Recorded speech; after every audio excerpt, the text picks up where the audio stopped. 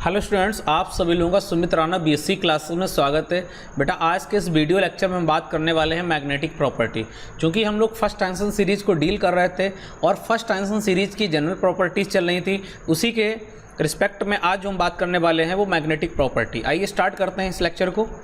तो सबसे पहले आपको बताना चाहेंगे, आप लोगों ने छोटे क्लासों में भी पढ़ा है मैग्नेटिक प्रॉपर्टीज़, क्लियर। तो मैग्नेटिक प्रॉपर्टीज़ बेसिकली होते तो बहुत सारे टाइप हैं, लेकिन केमिस्ट्री में मोस्टली हम दो को ही डील करते हैं, आपका पैरामैग्नेटिक और डायामैग्नेटिक।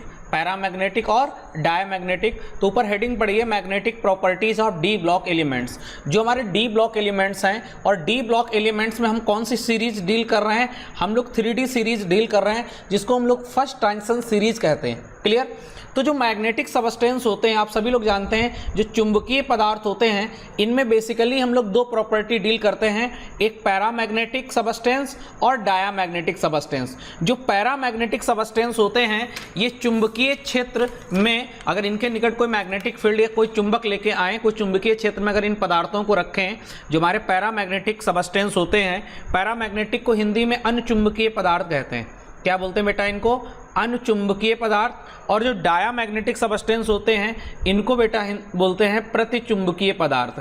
तो जो पैरामैग्नेटिक सबस्टेंस होते हैं, जब इनको मैग्नेट के पास मैग्नेटिक फील्ड में रखा जाता है, तो ये क्या करते हैं, ये चुंबकीय क्षेत्र की ओर तेजी से क्या होते हैं, आकर्षित होते हैं। जो पैरामैग्नेटिक सबस्टेंस होते हैं, ये मैग्नेटिक फील्ड की तरफ जो चुंबकीय क्षेत्र है उससे क्या होते हैं, आकर्षित होते हैं। जबकि जो डायामैग्नेटिक सबस्टेंस होते हैं, ये डायामैग्नेटिक सबस्टेंस जो होते हैं, ये चुंबकीय क्षेत्र से या चुंबकीय क्षेत्र के प्रति क्या होते हैं, प्रतिकर्षित होते हैं। ये ध्यान रखना, यहाँ पर हम दो टाइप के सबस्टेंस की बात कर रहे हैं, पैरामैग्नेटिक और डायामैग्नेटिक। जो पैरामैग्नेटिक सबस्टेंस होते हैं, ये चुंबकीय क्षेत्र में आकर्षित होते हैं, जबकि डायामैग्नेटिक सबस्टेंस जो होते हैं, ये चुंबकीय क्षेत्र से प्रतिकर्षित होते हैं। क्यों होते हैं, इसका आगे आपको रीजन मिलेगा, क्लियर। यहाँ पर भी इसको समझाया गया है कि जो पैरामैग्नेटिक होते हैं, इनकम्प्लीटली फिल्ड डी ऑर्बिटल। जो पैरामैग्नेटिक सबस्टेंस होते हैं, इनकी डी ऑर्बिटल कैसी होती है, आपकी इनकम्प्लीटली होती है, अर्थात डी ऑर्बिटल आपकी कंप्लीटली फिल नहीं होती है, पूरी तरीके से इसकी डी ऑर्बिटल फिलअप नहीं होती है। जबकि डायामैग्नेटिक सबस्टेंस होते हैं, इनकी डी ऑर्बिटल आपको कंप्लीटली फिल्ड मिलती है, क्लियर।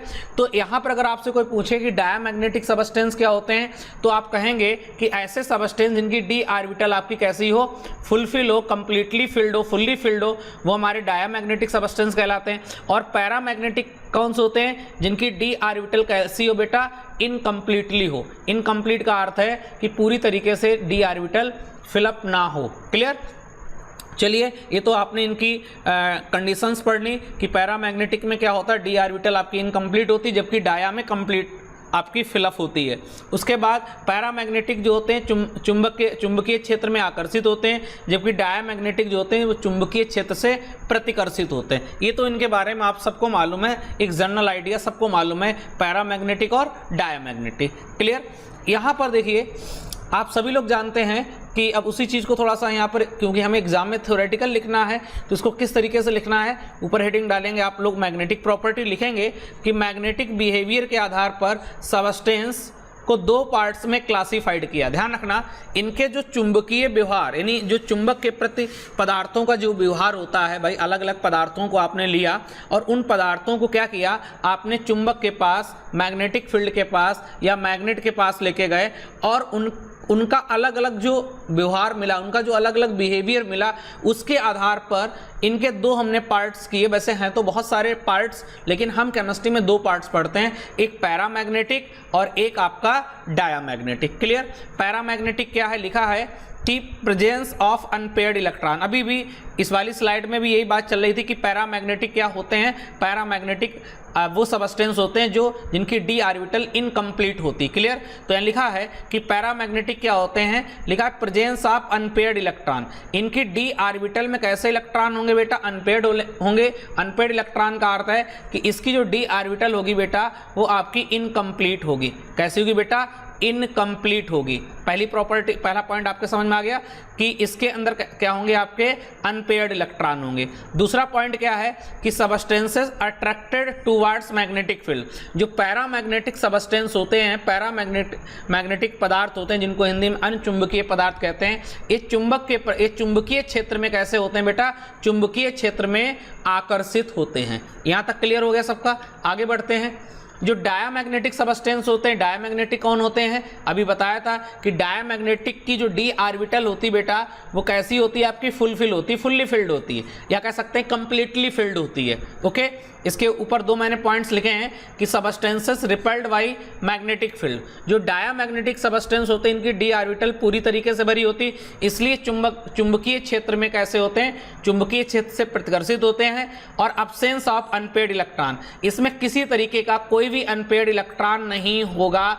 रीजन है कि डी ऑर्बिटल आपकी फुल्ली फिल्ड होती है। यहां तक क्लियर हो गया? तो ध्यान रखना, हमने दो टाइप के सबस्टेंस लिए, पैरामैग्नेटिक और डायामैग्नेटिक। क्लियर?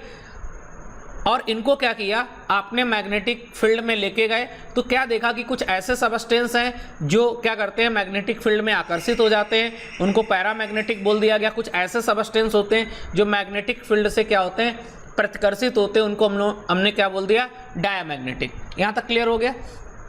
इनका रीजन भी समझा दिया कि पैरा में डी ऑर्बिटल इनकम्प्लीट होती, डाया में कैसी होती, आपकी कंप्लीटली होती है। आगे यहाँ पे लिखा है नीचे कि मोस्टली ट्रांजिशन एलिमेंट्स व उनके कंपाउंड्स, यानी ट्रांजिशन एलिमेंट आपका चाहे न्यूट्रल फॉर्म में या एक्साइटेड स्टेट में, एक्साइटेड का अर्थ है जब वो इलेक्ट्रॉन लूज कर देता है। क्लियर? तो कह रहा मोस्टली ट्रांजिशन एलिमेंट व उनके कंपाउंड्स, उनके कंपाउंड्स का अर्थ है कि ट्रांजिशन एलिमेंट्स जो कंपाउंड्स बनते हैं उनकी बात हो रही है। तो मोस्टली ट्रांजिशन एलिमेंट्स व उनके कंपाउंड्स पैरामैग्नेटिक होते हैं। पैरामैग्नेटिक का अर्थ है इनकी डी ऑर्बिटल आपको इनकम्प्लीट मिलने वाली है। इसका कारण है n-1 डी ऑर्बिटल में प्रेजेंट अनपेयर्ड इलेक्ट्रॉन। तो ध्यान रखना, कह रहा है कि मोस्टली जो ट्रांजिशन एलिमेंट्स होते हैं, संक्रमण तत्व होते हैं, और उनके जो यौगिक होते हैं, कंपाउंड्स जो बनते हैं, वो आपके पैरामैग्नेटिक होते हैं नेचर में। इसका कारण क्या है, n-1 डी ऑर्बिटल में इलेक्ट्रॉन कैसे मिलने वाले हैं, अनपेयर्ड इलेक्ट्रॉन मिलने वाले हैं, अर्थात इसके अंदर डी ऑर्बिटल आपकी इनकम्प्लीट होती है। यहां तक क्लियर हो गया? अब बढ़ते हैं सीरीज में। हम पहली सीरीज ही ले रहे हैं, 3D सीरीज, जिसको आप फर्स्ट ट्रांजिशन सीरीज कह रहे हैं। तो जब आप फर्स्ट ट्रांजिशन सीरीज में मूव करेंगे तो यहां पर ध्यान रखना, ये scandium, titanium, vanadium, chromium, manganese, iron, cobalt, nickel, copper, zinc, ये आपके 21 से 30 तक ये एलिमेंट्स हैं। जब आप 21 से 30 तक मूव करेंगे तो 21 से आप मैग्नीज तक आ जाएं। तो यहां पर आप देखेंगे कि 21 से ये 25 तक आपको सबसे ज्यादा अनपेयर्ड इलेक्ट्रॉन्स मिलेंगे। ध्यान रखना, अगर आपको से कोई पूछे कि अनपेयर्ड इलेक्ट्रॉन की संख्या किस एलिमेंट से किस एलिमेंट तक ज्यादा होती है, तो आप बताएंगे 21 से 25 तक, यानी स्कैंडियम से मैग्नीज तक अनपेयर्ड इलेक्ट्रॉन सबसे ज्यादा होते हैं। उसके बाद फिर आयरन से धीरे धीरे आगे जो भी होंगे, अनपेयर्ड इलेक्ट्रॉन की संख्या लगातार डिक्रीज होगी।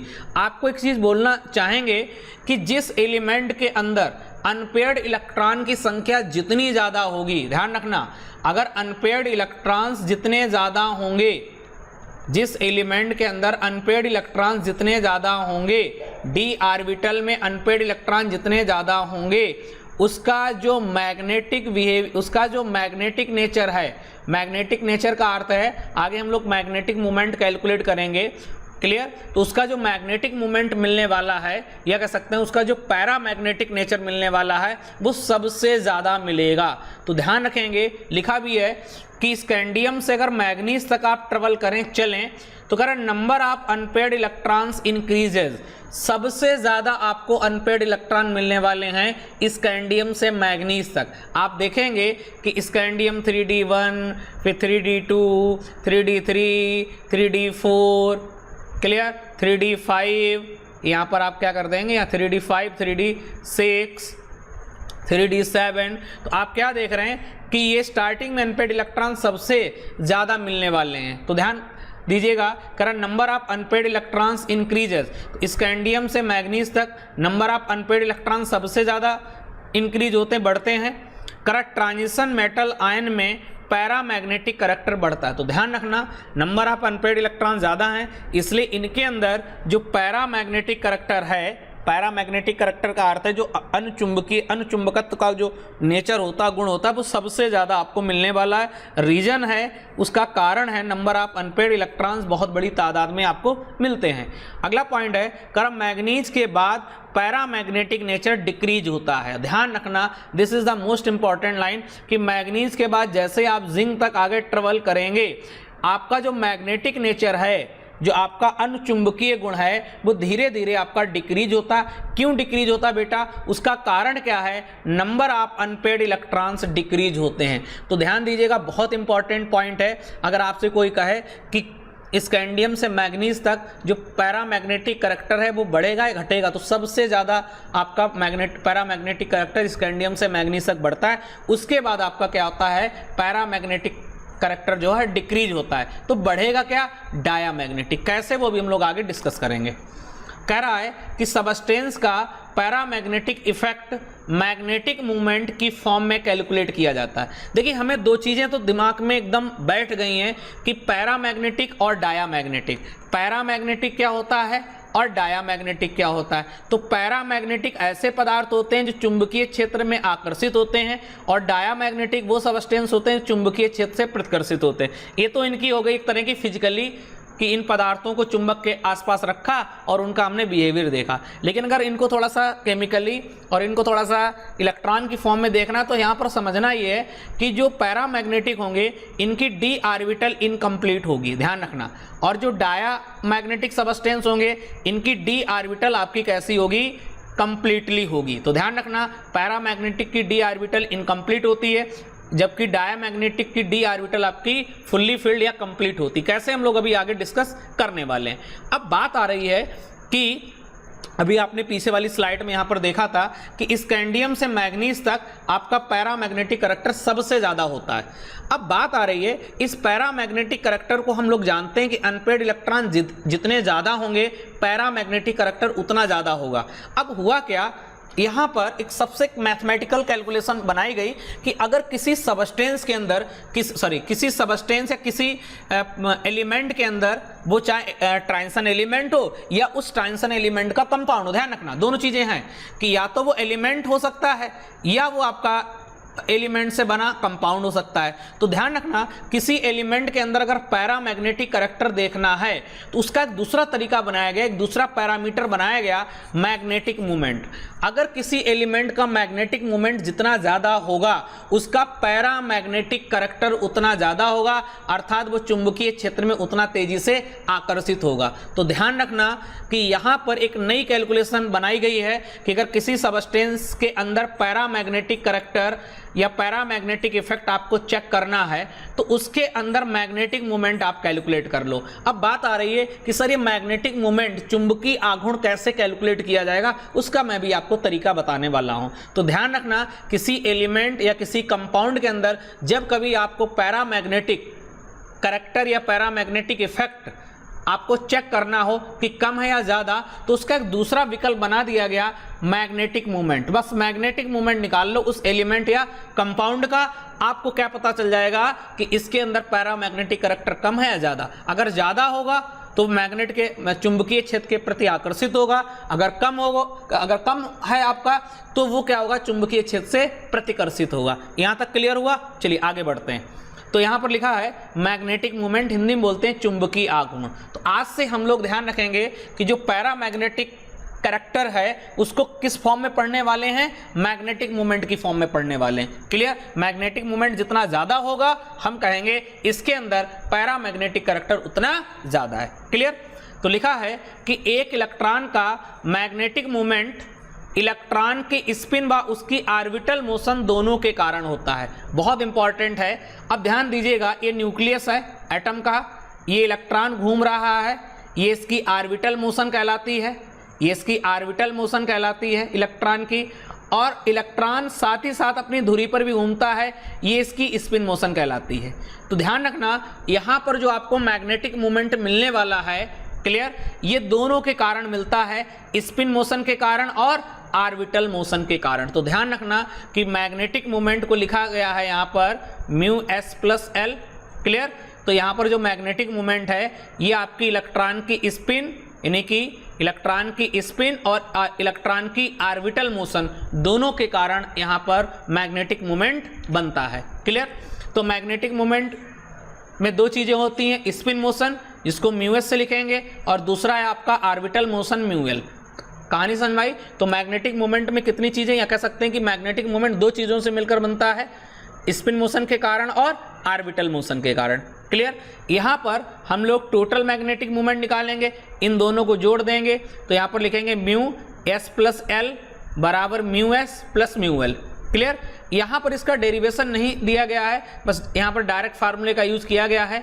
तो यहाँ पर जो आपका टोटल नेट मैग्नेटिक मोमेंट निकल के आएगा, ये निकल के आएगा mu S plus L equal to under root 4s into S plus 1 plus L into L plus 1 V M. V M की अगर फुल फॉर्म की बात की जाए, इसको वोहोर मैग्नेटॉन बोला जाता। क्या बोला जाता बेटा? वोहोर मैग्नेटॉन। और आपको एक चीज और बोलना चाहेंगे, यहाँ पर एक वी एम जो होता है, एक वोहोर मैग्नेटॉन की जो वैल्यू होती है, ये होती है आपकी ई एच अपान 4 पाई एम सी। ई इलेक्ट्रॉन पर आवेश है, सबको मालूम है कितना होता है, 1.6 इंटू 10 की power -19 coulomb. E H Planck's constant है, पाई मालूम है 3.14, ये भी कांस्टेंट है। एम है आपका इलेक्ट्रॉन का मास, इलेक्ट्रॉन का मास सबको मालूम है 9.1 इंटू 10 की पावर -31 kg। और सी यहाँ पर है प्रकाश की चाल 3 इंटू 10 की पावर 8 मीटर पर सेकेंड। तो कभी आपसे पूछे कि 1 वीएम जो आपका एक वोहोर मैग्नेटॉन होता है, ये कितने के बराबर होता है, तो एक वोहोर मैग्नेटॉन वीएम जो होता है, वीएम किसके इक्वल होता है, ई एच अपान 4 पाई एम सी। क्लियर। तो आज से इतनी बात आप लोग याद रखेंगे कि जब किसी इलेक्ट्रॉन का टोटल मैग्नेटिक मोमेंट निकालना होगा तो फार्मूला क्या अप्लाई करेंगे, root 4s into S plus 1 plus L into L plus 1। यहाँ तक क्लियर हो गया। इसकी हेल्प से हम लोग क्या निकालने वाले हैं, मैग्नेटिक मोमेंट। क्लियर हुआ। आगे बढ़ते हैं। यहाँ पर आप सभी लोग समझ लो कि यहाँ पर s और l क्या है। तो बेटा यहाँ पर s को याद रखेंगे, यहाँ पर जो s है बेटा, इस s को बोलते हैं सम ऑफ स्पिन क्वांटम नंबर। देखिए जहां पर स्पिन क्वांटम नंबर की बात आती है, स्पिन, तो ये इलेक्ट्रॉन की स्पिन दो टाइप की होती है, क्लॉकवाइज और anti clockwise. Clockwise plus half और anti clockwise minus half. Clear. तो यहाँ पर s जो है वो स्पिन क्वांटम नंबर का योग है, सम है। क्लियर। यहाँ पर जो l है बेटा वो है sum of orbital angular quantum number. तो जो आपकी ऑर्बिटल एंगुलर क्वांटम नंबर होती है उसका सम क्या कहलाता है, L। और जो आपका स्पिन क्वांटम नंबर है उसका जो सम का अर्थ है योग, वो आपका कहलाता है S। तो दोनों आपको टर्म मालूम होना चाहिए कि यहाँ पर जो S है उसको कहा जाता है sum of spin quantum number और L कहा जाता है sum of orbital angular quantum number. तो जो ऑर्बिटल एंगुलर क्वांटम नंबर है इसका जो योग है वो L कहलाएगा, और जो स्पिन क्वांटम नंबर है उसका योग क्या कहलाएगा, आपका क्या कहलाएगा, S कहलाएगा। आपने क्वांटम नंबर पढ़ी है, 4 होती हैं, N L M S। Principal quantum number, azimuthal quantum number, magnetic quantum number और स्पिन क्वांटम नंबर। जो एज़्यूमुथल क्वांटम नंबर है उसी को यहाँ पर क्या कहा जाता है, ऑर्बिटल एंगुलर क्वांटम नंबर। यहाँ तक कहानी क्लियर हो गई, यहाँ तक कहानी क्लियर हो गई। अब आगे बढ़ते हैं। एक चीज़ बहुत इंपॉर्टेंट है कि ये तो हमारा मैग्नेटिक मोमेंट का फार्मूला है।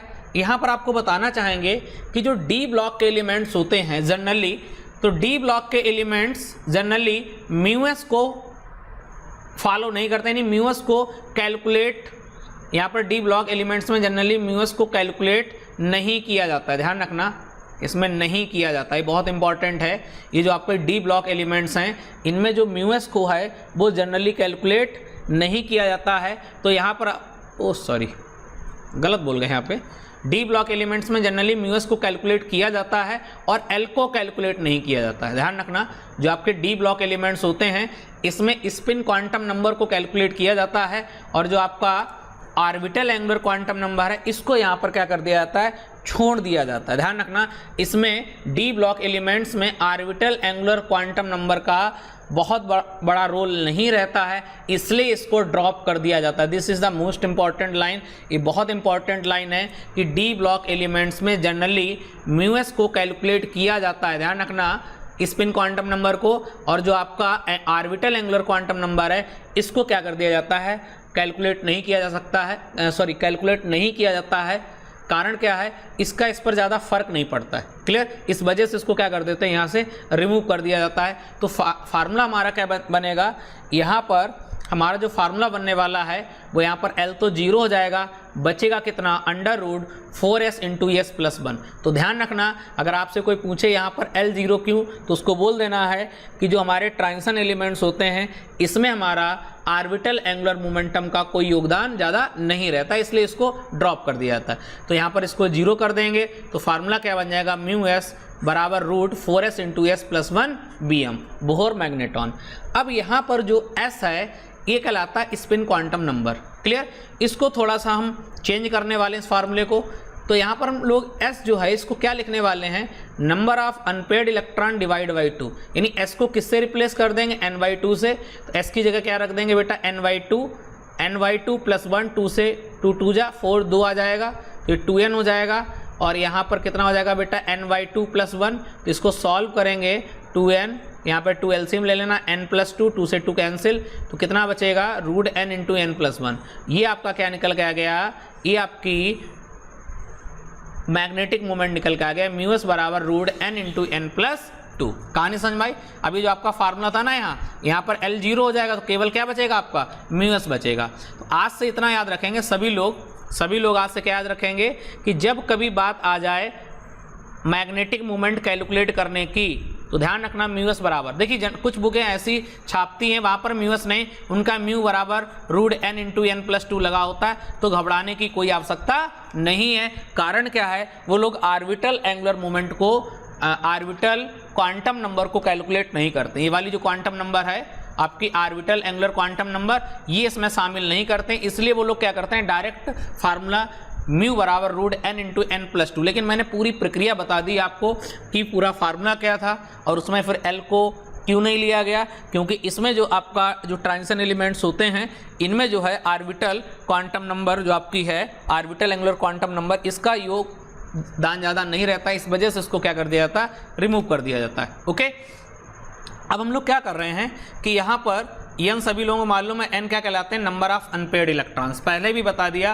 कि जिस एलिमेंट्स के अंदर, चाहे वो न्यूट्रल फॉर्म में हो या वो आपका आयनिक फॉर्म में हो, जितने ज़्यादा अनपेयर्ड इलेक्ट्रॉन्स होंगे उसके अंदर पैरामैग्नेटिक करैक्टर उतना ज़्यादा होगा। ध्यान रखना, यहाँ पर पैरामैग्नेटिक करैक्टर को हम लोगों ने मैग्नेटिक मोमेंट की फॉर्म में कैलकुलेट किया। तो जिस एलिमेंट का जितना ज़्यादा मैग्नेटिक मोमेंट होगा उसका पैरामैग्नेटिक करैक्टर उतना ज़्यादा होगा। यहाँ तक क्लियर हुआ।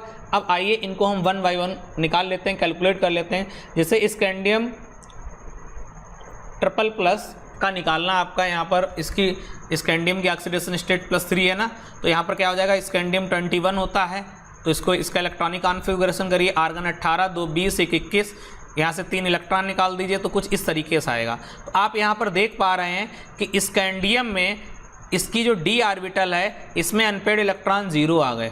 अनपेयर्ड इलेक्ट्रॉन 0 का अर्थ क्या हुआ है, अनपेयर्ड इलेक्ट्रॉन 0 का अर्थ हुआ है कि ये आपका पैरामैग्नेटिक करैक्टर शो नहीं करेगा, क्योंकि d ऑर्बिटल में कोई इलेक्ट्रॉन नहीं है, तो ये क्या शो करेगा आपका, डायामैग्नेटिक। क्या शो करेगा आपका, डायामैग्नेटिक।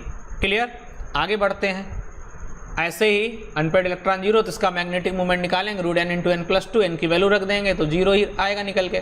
ऐसे टाइटेनियम ट्रिपल+ का निकालना, तो टाइटेनियम का इलेक्ट्रॉनिक कॉन्फ़िगरेशन कर लेंगे, इसके बाद यहाँ से 3 इलेक्ट्रॉन निकाल देंगे। 3 में क्या है, सबसे पहले S से 2 इलेक्ट्रॉन निकलेंगे, उसके बाद फिर D से निकलेंगे 1, तो यहाँ पर कितना हो जाएगा, 3d1 हो जाएगा। इसको फिलअप करेंगे तो यहाँ पर 3d1 का अर्थ है अनपेयर्ड इलेक्ट्रॉन 1 निकल के आया। इसका मैग्नेटिक मोमेंट निकाल लो, √n × n + 2 वैल्यू रख दें, रखेंगे तो √3 आ गया, √3 की वैल्यू 1.732। क्लियर, आगे बढ़ते हैं। ऐसे ही आप किसका निकाल लेंगे, जिंक डबल+ का निकाल लेंगे। तो जिंक डबल+ में सबसे पहले जिंक का न्यूट्रल फॉर्म में इलेक्ट्रॉनिक कॉन्फ़िगरेशन कर लो, ये निकल के आएगा। इसके बाद फिर जिंक को डबल+ स्टेट में ले लेंगे, कुछ इस तरीके से आएगा। आपको जिंक डबल+ लेना तो 2 इलेक्ट्रॉन इसके निकाल दो, क्लियर। तो डी में कितने बचेंगे, 10 बचेंगे। अब डी में 10 का अर्थ है ऑर्बिटल पूरी तरीके से भरी हुई है भाई, यहाँ पर डी पूरी ऑर्बिटल फुल्ली फिल है ना, तो इसके अंदर अनपेड इलेक्ट्रॉन बेटा कितने हैं, इसके अंदर अनपेड इलेक्ट्रॉन एक भी नहीं है, 0 है। तो अनपेड इलेक्ट्रॉन 0 का अर्थ क्या है, इसका मैग्नेटिक मोमेंट कैसा आएगा, 0 आएगा। मैग्नेटिक मोमेंट कितना आएगा, 0। तो पैरा होगा डाया होगा बेटा, डाया होगा। अभी बताया था कि डाया मैग्नेटिक क्या होते हैं, जिनकी डी ऑर्बिटल फुल्ली फिल्ड होती है। जो डायामैग्नेटिक सबस्टेंस होते हैं इनकी डी ऑर्बिटल कैसी होती है बेटा, कंप्लीटली फिल्ड होती। तो यह किस कैटेगरी में चला जाएगा, डायामैग्नेटिक में चला जाएगा। आगे आपके सामने एक टेबल दिख रही है, इस टेबल में यहाँ पर आपके आयन है, ये आपका आयन का कॉलम है, क्लियर।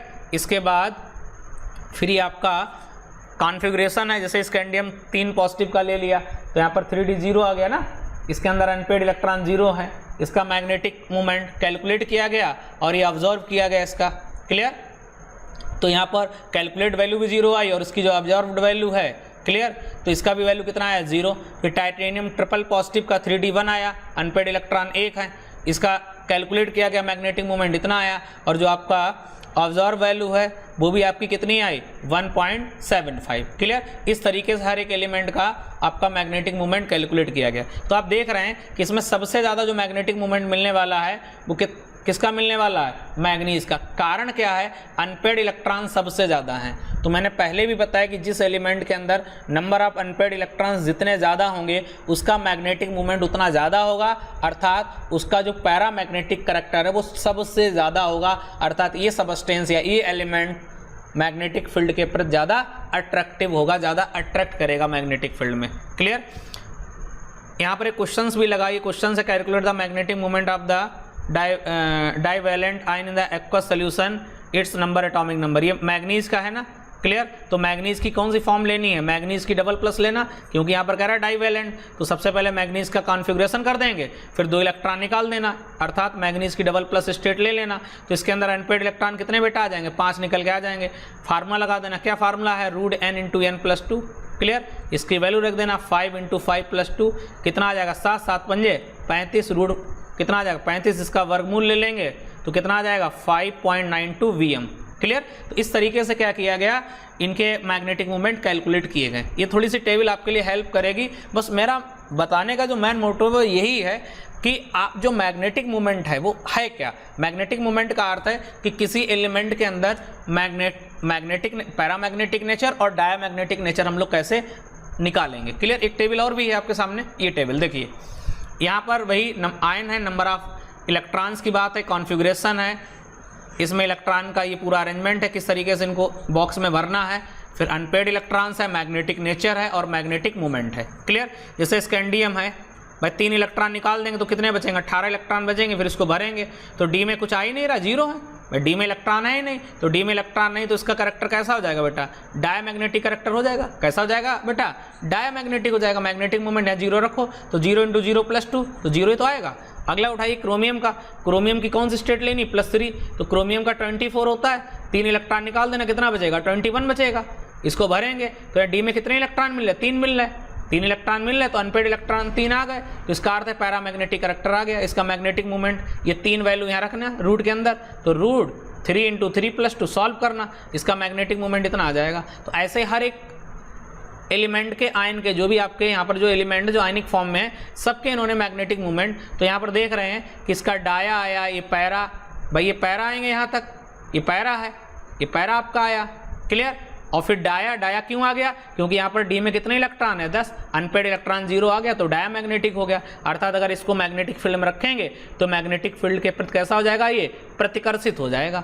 इसके बाद फिर इसमें अनपेड इलेक्ट्रॉन 1 आ गया, ये पैरामैग्नेटिक हो गया। फिर अनपेड इलेक्ट्रॉन 0 आ गया, डायामैग्नेटिक हो गया। तो जो डायामैग्नेटिक होते हैं ये चुंबकीय क्षेत्र से कैसे होते हैं, चुंबकीय क्षेत्र से प्रतिकर्षित होते हैं, और पैरामैग्नेटिक जो होते हैं वो चुंबकीय क्षेत्र के प्रति आकर्षित होते हैं। तो ये कुछ आपके लिए मैग्नेटिक प्रॉपर्टीज थी, कुछ टेबल्स थी। हमने पूरी कोशिश की कि आपको पैरामैग्नेटिक और डायामैग्नेटिक का आपको डिफरेंस पता चल जाए कि पैरामैग्नेटिक, क्लियर, और डायामैग्नेटिक।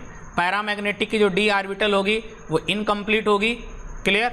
डायामैग्नेटिक की डी ऑर्बिटल या तो इसमें 0 इलेक्ट्रॉन होंगे या आपके 10 होंगे, या तो 0 होंगे यानी कुछ एक भी इलेक्ट्रॉन या आपके पूरे होंगे, ये आपका डायामैग्नेटिक हुआ। ये चुंबक के प्रति कैसे होगा, ये चुंबक के प्रति चुंबकीय क्षेत्र में कैसा होगा, ये प्रतिकर्षित होगा और ये आकर्षित होगा। क्यों आकर्षित होगा? क्योंकि इसके अंदर अनपेयर्ड इलेक्ट्रॉन होते हैं, इनकम्प्लीट डी ऑर्बिटल होती है, अर्थात इसके अंदर अनपेयर्ड इलेक्ट्रॉन होते हैं। कहानी समझ में आ गई। दूसरी चीज, मैग्नेटिक मोमेंट से क्या पता चल रहा? मैग्नेटिक मोमेंट एक पैरामीटर है। मैग्नेटिक मोमेंट का एक पैरामीटर है, ये पता करने के लिए कि जिसका मैग्नेटिक मोमेंट जितना ज़्यादा होगा उसके अंदर पैरामैग्नेटिक करैक्टर उतना ज़्यादा होगा। क्लियर? तो उम्मीद है ये आपका लेक्चर बहुत ज़्यादा समझ में आया होगा। अब मिलते हैं अपने नेक्स्ट वीडियो लेक्चर में।